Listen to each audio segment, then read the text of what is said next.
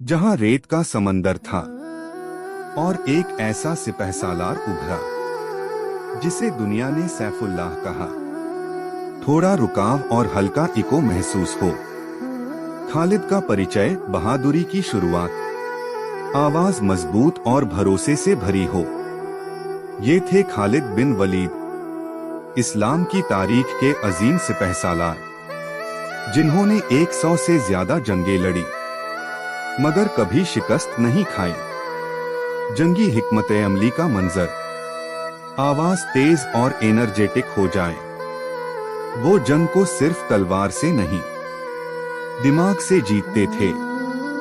दुश्मन जब समझ भी नहीं पाता था, खालिद उसे पहले ही हरा चुके होते थे। बड़ी जंग का एपिक सीन, आवाज बुलंद, आक्रामक और सिनेमैटिक हो। जब दुश्मन हजारों नहीं, लाखों की तादाद में होता, तब भी खालिद बिन वलीद का हौसला पहाड़ों से ज्यादा बुलंद होता। आवाज धीमी, जज्बाती और गहरी हो जाए। मेरे जिस्म पर एक भी जगह ऐसी नहीं जहां जख्म न हो, फिर भी अल्लाह